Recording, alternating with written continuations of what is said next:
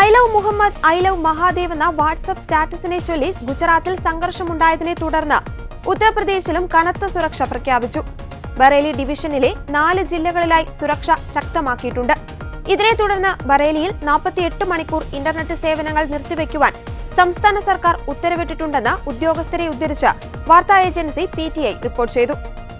ദസറ ആഘോഷങ്ങൾക്ക് മുന്നോടിയായാണ് സുരക്ഷ ശക്തമാക്കിയത്. പോലീസ്, RAF ഉദ്യോഗസ്ഥരെ തെരുവുകളിൽ വിന്യസിക്കുകയും ഡ്രോണുകൾ നിരീക്ഷണം നടത്തുകയും ചെയ്തിട്ടുണ്ട്.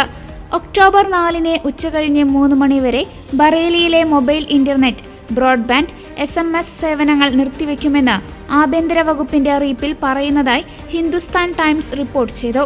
ഫേസ്ബുക്ക്, യൂട്യൂബ്, വാട്സ്ആപ്പ് തുടങ്ങിയ സോഷ്യൽ മീഡിയ പ്ലാറ്റ്ഫോമുകളും മെസ്സേജിംഗ് സേവനങ്ങളും ദുരുപയോഗം ചെയ്ത് കിംവദന്തികൾ പ്രചരിപ്പിക്കാനും വർഗീയ സംഘർഷം സൃഷ്ടിക്കാനും സാധ്യതയുണ്ടെന്നാണ് ആഭ്യന്തര സെക്രട്ടറി ഗൗരവ് ദയാൽ ഉത്തരവിൽ പറയുന്നത്.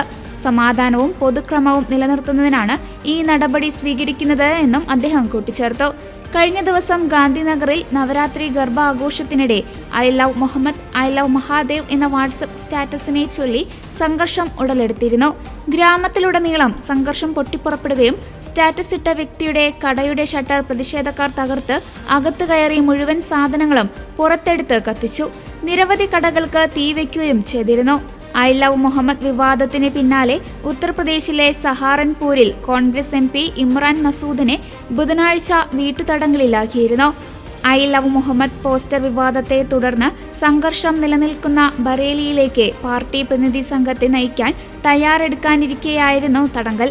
ബറേലിയിൽ ഐ ലവ് മുഹമ്മദ് മാർച്ചിനിടെ അക്രമം പൊട്ടിപ്പുറപ്പെട്ടതിനെ തുടർന്ന് പോലീസ് പ്രതിഷേധക്കാർക്കെതിരെ ലാത്തി വീശിയിരുന്നു. വെള്ളിയാഴ്ചത്തെ അക്രമത്തെ തുടർന്ന് ബറേലി DIGയെ കാണാനും സ്ഥലത്തെ സ്ഥിതിഗതികൾ വിലയിരുത്താനുമുള്ള കോൺഗ്രസ് പ്രതിനിധി സംഘത്തെ നയിക്കേണ്ടത് മസൂദായിരുന്നു. ക്രമസമാധാന പ്രശ്നങ്ങൾ ചൂണ്ടിക്കാട്ടിയാണ് വീട്ടുതടങ്കിലാക്കിയതെന്ന് അധികൃതർ പറഞ്ഞത്.